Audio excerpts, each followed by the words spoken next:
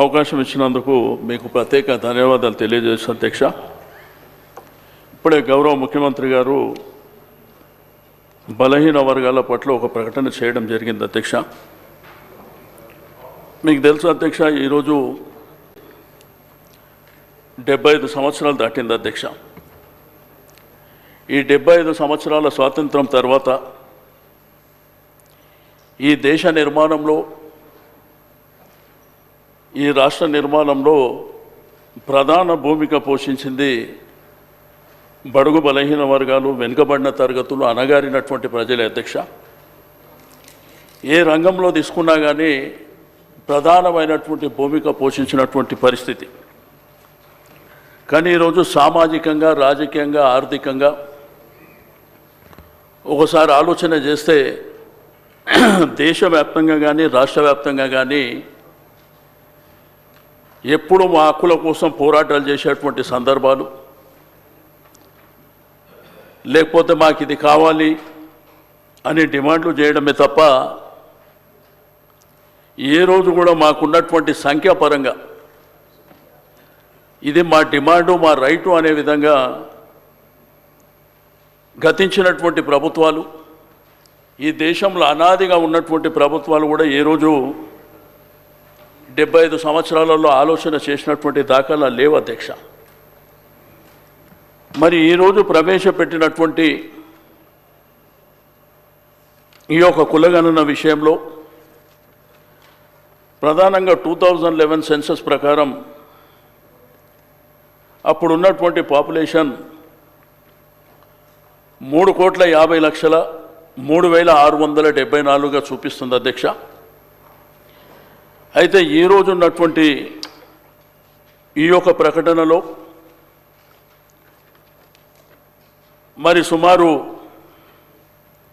1,15,71.457 కుటుంబాలని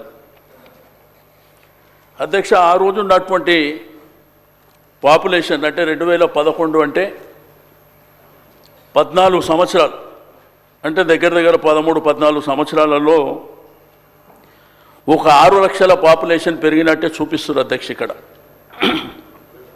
370 అంటే మీరు చేసింది 354 అయితే 96.9 అయితే ఇంకా 3.1 పార్టిసిపేట్ చేయలేదనేటువంటి. అయితే ఈ లెక్కలని నిన్న నుంచి చూస్తుంటే అధ్యక్ష, బీసీ సంఘాలు కావచ్చు, మేధావులు కావచ్చు, అనేకమైనటువంటి డిబేట్ల ద్వారా కావచ్చు కొన్ని అనుమానాలు కూడా వ్యక్తపరుస్తుంది. దీంట్లో ప్రధానంగా ఈ పాపులేషన్ పెరగాలి కదా, ఎట్లా తగ్గింది అనేటువంటిది. ఓ వైపున బీసీల పాపులేషన్ తగ్గినట్టు కానీ, రెండో వైపున ఎస్సీల పాపులేషన్ తగ్గినట్టు కానీ, మూడో వైపున ముస్లిం పాపులేషన్ తగ్గినట్టు కానీ, ఓసీల శాతం పెరిగినట్టు కానీ కొన్ని లెక్కలు వస్తున్నటువంటి సందర్భం అధ్యక్ష. గౌరవ చైర్మన్గా ఉత్తమ్ కుమార్ రెడ్డి గారు మొన్న ప్రెస్ కాన్ఫరెన్స్లో గణాంకాలు చెప్పినట్టు ఆ గణాంకాల ద్వారా తెలిసినటువంటి విషయాలలో చర్చ జరుగుతుంది అధ్యక్ష. అయితే దీంట్లో ప్రధానంగా ముఖ్యమంత్రి గారు చెప్పినారు అధ్యక్ష, ఇప్పుడే ఎన్యూమరేటర్లను పెట్టి కొంతమంది అధికారులను పెట్టి చాలా వరకు మేము పారదర్శకంగా చేయాలనేటువంటి సంకల్పంతో చేసినామని. కానీ నేను ముఖ్యమంత్రి గారికి మీ ద్వారా రిక్వెస్ట్ చేసేది ఒకటే అధ్యక్ష, మీరు ఏదైతే ప్రొఫార్మా ఇచ్చినారో 57 అంశాలు ఉన్నాయి దీంట్లో. దీన్ని ఏంటంటే మీరు మరొకసారి ఆలోచన చేసి, ఎందుకంటే ఈరోజు ఇది ప్రధానమైనటువంటి అంశం, మన సమాజంలో ఉన్నటువంటి 100% మంది ఉన్నటువంటి అంశం కాబట్టి దీనివల్ల ఏంటంటే అనేక అంశాలు దీంట్లో పొందుపరిచారు కాబట్టి చాలామంది ముందుకు రాలేకపోయారు. నాకు తెలిసి గ్రేటర్ హైదరాబాద్ పరిధిలో 30% కూడా పార్టిసిపేట్ చేసినటువంటి దాఖలాలు లేవు. మీరు మీ స్టేట్మెంట్లో కూడా కొంత జిహెచ్ఎంసీలో కూడా జరగలేదనేటువంటిది మీరు చెప్పారు అధ్యక్ష. అయితే ప్రధానంగా మాకున్నటువంటి ఇన్ఫర్మేషన్ ప్రకారం నీకు కాలనీస్ కానీ, అపార్ట్మెంట్స్ కానీ, బస్తీలలో కానీ ఇవన్నీ వివరాలు చదివిన తర్వాత మాకెందుకులే అని అవాయిడ్ చేసినటువంటి సందర్భం, మాకు అక్కర్లేదనేటువంటి సందర్భాలు కూడా చాలా జరిగినాయి. అయితే మీరు చేసినటువంటిది ఇంకా పకడ్బందీగా చేసి ఇంకా దీంట్లో ఏంటంటే హరిబరి తొందరపాటు లేకుండా ఇప్పటికే మీరు ఒక 3-4 నెలల సమయం మీరు చేసిర్రు. సబ్ కమిటీ ద్వారా 12 సార్లు మీటింగ్ జరిగింది అనేటువంటి అంశం మీరు చెప్పినరు. ఏది ఏమైనప్పటికీ అధ్యక్ష, మీకు అందరికీ తెలుసు ఈరోజు సమాజంలో ఉన్నటువంటి బడుగు బలహీన వర్గాలలో అవేర్నెస్ వచ్చింది అధ్యక్ష. ఈరోజు సమాజం పట్ల వారు మా యొక్క సంఖ్య పట్ల ఈరోజు ఆర్థికంగా సామాజికంగా మేము కూడా ఎదుగుదల కావాలి. ఒకవైపున విద్యాపరంగా ఎదుగుదల కావాలి, రెండో వైపున సామాజికంగా ఎదగాలి, ఆత్మగౌరవంతో బతకాలి, రాజకీయంగా కూడా ఎదగాలి అనేటువంటి సంకల్పం కూడా ఈ మధ్యకాలంలో మీకు అందరికీ తెలుసు. మరి గత ప్రభుత్వంలో మరి కేసీఆర్ గారి నాయకత్వంలో 10 సంవత్సరాల పరిపాలనలో చాలా వరకు కొన్ని కార్యక్రమాలు తీసుకోవడం జరిగింది అధ్యక్ష.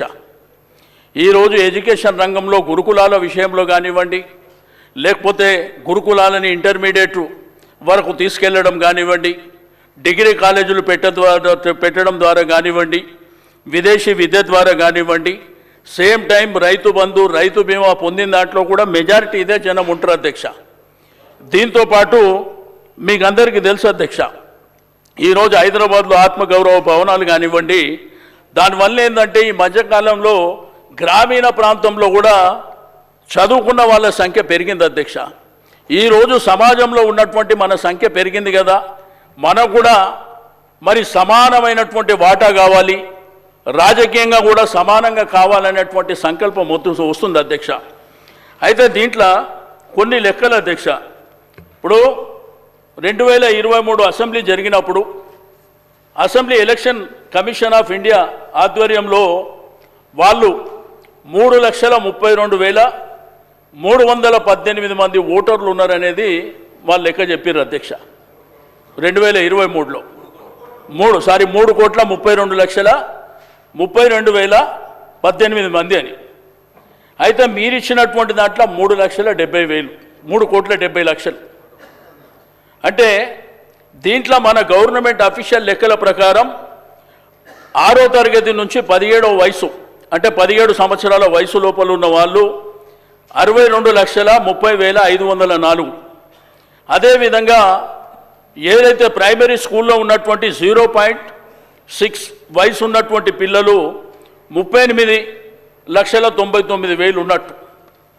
ఓవరాల్గా తీసుకుంటే ఈ 4,33,61,822 నుంచి ఈ 3,70,00,000 మీరు ఏదైతే నివేదిక ఇచ్చినారో అవి తీస్తే 62,84,268 మంది ఎక్కడ పోయినట్టు. ఈ లెక్కలు గవర్నమెంట్ ఇచ్చిన లెక్కలే. ఈ స్కూల్ చదువుతున్నటువంటి కాలేజ్ చదువుతున్నటువంటి పిల్లల లెక్కలు అఫీషియల్గా గవర్నమెంట్ ఇచ్చినటువంటి. కాబట్టి నేను దయచేసి మీ ద్వారా గౌరవ ముఖ్యమంత్రి గారికి ప్రభుత్వానికి మీకేందంటే ఈరోజు మనము ఇది కేంద్ర ప్రభుత్వానికి ఇక్కడ తీర్మానం చేసి పంపించాలనేటువంటి ఆలోచన మీరు చేస్తుండొచ్చు. కానీ గతంలో కేసీఆర్ గారి ప్రభుత్వంలో 2014లోనే మనకు రిజర్వేషన్లు కావాలి, మన సామాజిక అంశాలు ఈరోజు వాళ్లకు ఎడ్యుకేషన్ రంగంలో కానివ్వండి, సేమ్ టైం ఉద్యోగ అవకాశాల విషయంలో తీర్మానం చేసి 10 సంవత్సరాల క్రితం పంపించారు. కాబట్టి తీర్మానం చేసి పంపేయడం మూలాన మనకు వచ్చేది ఏమి ఉండదు అధ్యక్ష. ఏదైతే పక్క రాష్ట్రాలలో తమిళనాడు కానీ మహారాష్ట్ర కానీ పక్క రాష్ట్రాలలో చట్టబద్ధత ఏదైతే చేసినరో డెఫినెట్గా చట్టబద్ధత చేస్తే మీరేదైతే కామనిటీ డిక్లరేషన్ చేసినరో ఆ డిక్లరేషన్ ప్రకారం 42% రిజర్వేషన్ లోకల్ బాడీస్లో వచ్చేటువంటి అవకాశం ఉంది అధ్యక్ష. కాబట్టి దయచేసి మీరు ఆ దిశగా ఆలోచించాలి. ఎందుకంటే మేము సర్వే చేసినాం, మేము ఇక్కడ తీర్మానం చేసినాం, ఢిల్లీకి పంపించినాం అంటే అది సరిపోదు అధ్యక్ష. ఈ సమాజం కూడా యాక్సెప్ట్ చేసే పరిస్థితుల్లో లేదు. దయచేసింది తప్పకుండా ఆ ఫలాలు వాళ్ళకు అందాలంటే మీరు తప్పకుండా చట్టబద్ధత చేయవలసినటువంటి అవసరం ఉన్నదని నేను ఈ సందర్భంగా తెలియజేస్తూ ఉన్నాను అధ్యక్ష. అదేవిధంగా సర్వే విషయంలో కులగణన అంటే సింపుల్గా మన కులానికి సంబంధించి మన రెసిడెన్షియల్ అడ్రస్ కానివ్వండి, సేమ్ టైం నేను ఉద్యోగం చేస్తున్నావా వ్యాపారం చేస్తున్నావా ఆ అంశాలు సరిపోతాయి. ఇందులో 56 అంశాలు పొందుపరచడం మూలాన కొంత ఇబ్బంది ఉంది. కావాలంటే మీరు పబ్లిక్ డొమైన్లో పెట్టండి, తప్పకుండా ఆ వివరాలు సేకరించవలసినటువంటి అవసరం ఉంది. రేపు భవిష్యత్తులో మీరు 9.69 వరకు చేసి 96.9 మీరు చేసిండ్రు అంటున్న అధ్యక్ష. రేపు ఈ 3.1% కూడా చేయలేదంటే ఇది మనకు రేపు కోర్టులో కానివ్వండి. రెండోది, భవిష్యత్తులో ఏదైతే పార్లమెంటు సీట్ల సంఖ్య పెరిగినప్పుడు, మరి అదేవిధంగా అసెంబ్లీ సీట్ల సంఖ్య పెరిగినప్పుడు కూడా చాలా తేడాలు వచ్చేటువంటి అవకాశం ఉన్నది. రెండోది ఏంటంటే ఇక్కడ 21 లక్షల మంది బీసీలు చనిపోయినారు అనేటువంటి లెక్క ఒకటి కనిపిస్తుంది. మరి అదేవిధంగా ఎస్సీలు 1,79,000 మంది చనిపోయినారని, మరి అదేవిధంగా ముస్లింలు 1,66,000 మంది చనిపోయినారు అనేటువంటి ఒక లెక్క కూడా మరి మీకు సోషల్ మీడియాలో కానీ పేపర్లలో నేను చదివినటువంటిది. దయచేసి అది క్రాస్ చెక్ చేసుకోవాల్సిందిగా నేను ఈ సందర్భంగా తెలియజేస్తూ ఉన్నాను. కానీ 2000 సోషల్ మీడియాలో వచ్చేదాన్ని ఎక్కడ కూడా విశ్వసించద్దు దయచేసి. మేము అటువంటిది ఎట్టుకుంటూ అందుకే మీరు అంటే మీకు ఒక మాట తర్వాత అందుకే విమర్శ చేస్తలేదు. నేను విమర్శ చేయాలంటే లేదా పర్లేదు. నేను చెప్పేది ఏంటంటే నేను దయచేసి విమర్శ చేయదలుచుకోలేదు. నేను ఫ్యాక్ట్స్ ఏమైనా ఇప్పుడు ఏదో సోషల్ మీడియా పేపర్లో వచ్చినటువంటి అంశాలని వచ్చినాయని చెప్తున్నా. నేను చేయాలనుకుంటే వేరే రకంగా చేసేటువంటి అవకాశం ఉంటుంది. కాబట్టి దయచేసి దాన్ని పరిగణలోకి తీసుకోవాల్సినటువంటి అవసరం ఉన్నది. కాబట్టి నేను దయచేసి ప్రభుత్వానికి, ముఖ్యమంత్రి గారికి నేను ఈ సందర్భంగా అడిగేది, తప్పకుండా మీరు ప్రొఫార్మా మార్చి మీరు సింప్లిఫై చేసి తప్పకుండా మరొకసారి సర్వే చేసినట్టయితే మరి తప్పకుండా మనకు వివరాలన్నీ వచ్చేటువంటి అవకాశం ఉన్నది. దీంట్లో కులాల వారీగా తీసుకున్నప్పుడు కూడా ఏ కులం ఎంత అనేది కూడా మీరు చెప్పలేకపోయినారు. ఇప్పుడు ముఖ్యమంత్రి గారి స్టేట్మెంట్లో కూడా ఎస్సీలు ఇంత, బీసీలు ఇంత అన్నారు. ఈరోజు బీసీ కులాలలో 193 కులాలు ఉన్నాయి. కాబట్టి 193 కులాలలో కూడా మరి ఏ కమ్యూనిటీ ఏమేమి ఎంతమంది ఉన్నారనేది కూడా మనకు సంఖ్యాపరంగా రేపు మనకు అన్ని విధాలుగా ఉపయోగపడుతుంది. కాబట్టి దయచేసి ఆ విధంగా చేయవలసినటువంటి అవసరం ఉంది. ఈరోజు గ్రేటర్ హైదరాబాద్ పరిధిలో తీసుకుంటే 30% కూడా జరగలేదు. నాకు పూర్తి ఇన్ఫర్మేషన్ ఉన్నది, మీరు కావాలంటే తెప్పించుకోండి. ఎందుకంటే చాలా ప్రాంతాలకు వెళ్ళలేదు. వెళ్ళిన ప్రాంతాల్లో కూడా ఈ ప్రొఫార్మా చూసిన తర్వాత మాకు అక్కర్లేదు, మేము ఈ వివరాలు ఇవ్వలేము అని చెప్పేసి మరి వెళ్ళిపోయినటువంటి సందర్భం. కాబట్టి ఈరోజు సరే స్వాతంత్రం వచ్చి 75 ఏళ్ళు అయిపోయింది. ఇప్పటికైనా కానీ 100% ఉన్నటువంటి సమాజాన్ని ఈరోజు పరిపాలించినటువంటి పాలకులు ఆ రోజుల్లో నుంచి ఈ రోజుల వరకు ఏమి జరిగిందో సమాజం అంతా చూస్తున్నటువంటిది. కాబట్టి దయచేసి నాకు ఈ సందర్భంగా మీకు రిక్వెస్ట్ చేసేది ఒకటే, తప్పకుండా మీరు రీసర్వే చేయవలసినటువంటి అవసరం ఉంది.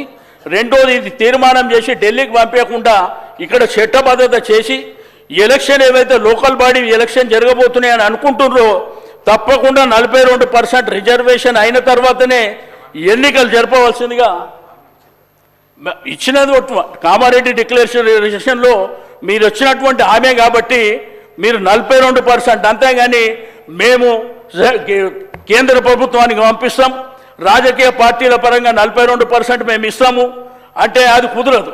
చట్టబద్ధత ఉంటేనే డెఫినెట్గా మా హక్కులు మాకు వచ్చేటువంటి అవకాశం ఉన్నది. కాబట్టి తప్పకుండా ఇది చేస్తారని చెప్పి నేను ఈ సందర్భంగా కోరుతూ నాకు ఇచ్చినటువంటి అవకాశానికి ధన్యవాదాలు తెలియజేస్తున్నా అధ్యక్ష.